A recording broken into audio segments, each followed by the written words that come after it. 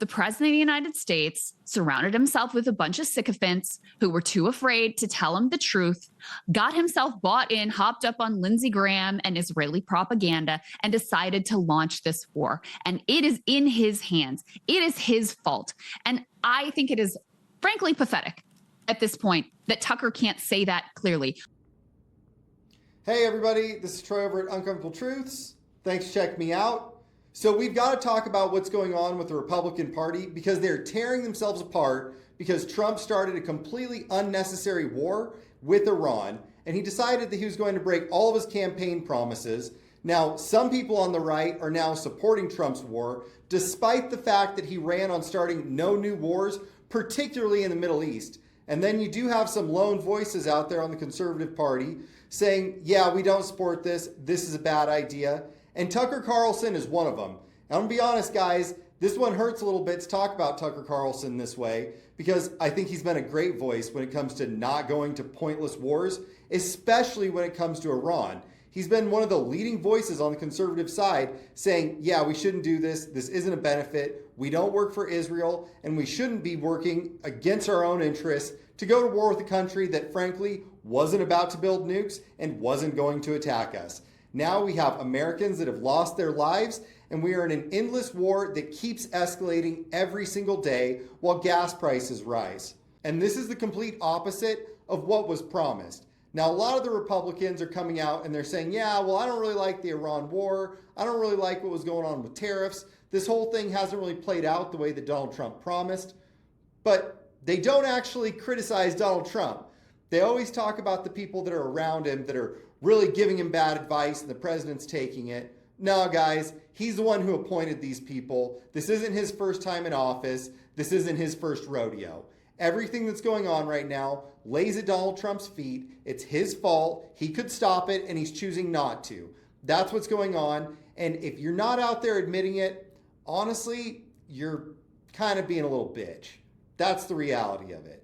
And good for Krystal to call these people out, because you can't be against this war and then be completely supportive of the guy who's starting it and keeps it going for no reason. Those two things are completely at odds. So let's go ahead and listen to a little bit more of what Krystal has to say about it.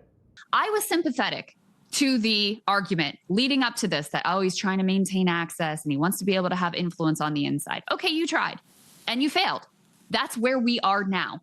So why are we still pursuing this strategy? So what she's saying there, guys, at this point is literally just the objective reality of what the situation is. Those of us that were thinking that we were going to somehow get Trump to not be doing these wars were 100% wrong, and the neocons have won. Trump is literally just another neocon, only he's worse than all the rest of them because even Bush didn't go into Iran. All of the people that did Iraq are the people that Trump's surrounding himself with and the people that he's listening to. All of the Ben Shapiro's, the Mark Levins, all of these people are now in Trump's corner, and he has abandoned the American First people like Tucker Carlson. He has given up on the American First agenda and instead is 100% serving Israel, and nothing any of us say or do is going to change it. We can't trust this guy, and we have to do everything that we can to stop the bleeding and not let Trump get his way, because he is doing what is worst for the American people and best for Israel. That's what's going on, guys, and it's pretty apparent. And we need to make sure that we're listening to people that are going to be honest about that and not people that are going to be wishy-washy and not call Trump out by name. Because frankly, it is pathetic. And Krystal's 100% right about that. And so when you put on a video in Tucker's case, which again, why I don't think this is self-interested because it makes him look kind of bad. You put out this video claiming that Trump's CIA is spying on you and Trump's DOJ is planning on filing criminal charges against you. And you can't say anything about the president of the United States who is leading these institutions. I mean, I just think it's like, come on, man, when are you going to actually be real about the man that you supported 3 times to be in the Oval Office? You were sitting there next to him at the RNC. You pushed for him. When are you going to have a moment like, you know what? I was wrong about this guy. I fucked up. Like there is, I have some small culpability for pushing this guy into the Oval Office multiple times. When is that going to come?